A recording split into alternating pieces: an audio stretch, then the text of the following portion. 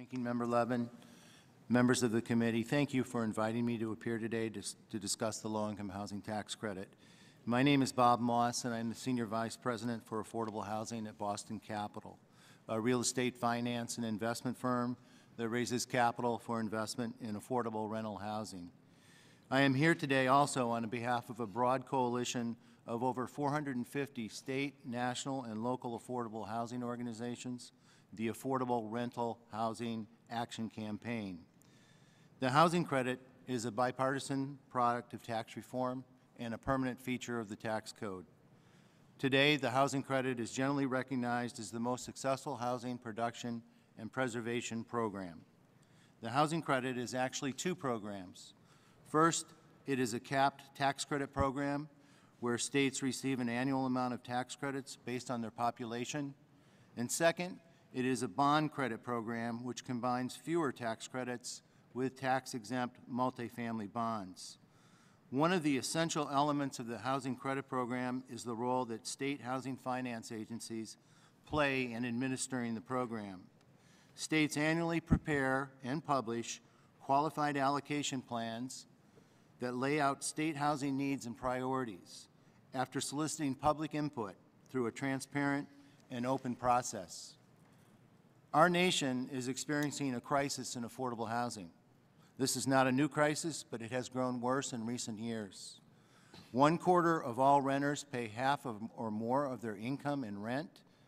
Nearly 2/3 of extremely low household renters pay at least half of their income in rent. And the reason low-income households face such high rent burdens is the shortage of affordable housing. On average, state housing finance agencies receive applications annually for more than twice as much housing credit as they have available. Federal priorities have a major impact on how states run their housing credit program. And while the statute permits targeting to households with incomes up to 60% of area median income, according to a recent study by the Furman Center at New York University, the program, in fact, reaches much further down the income scale where the need is greatest. Since the housing credit program was established in 1986, it has made possible the development of more than 2.5 million rental homes. Each year, about 100,000 new rental homes are developed or preserved under the program. This program also accounts for 95,000 jobs annually. This produces almost $8 billion of local income through wages for workers and profits for small businesses, and about $1 billion in taxes and other revenues for local governments. The housing credit serves the full spectrum of housing need, including housing for families, seniors, people with special needs, veterans, and the homeless in all geographic areas.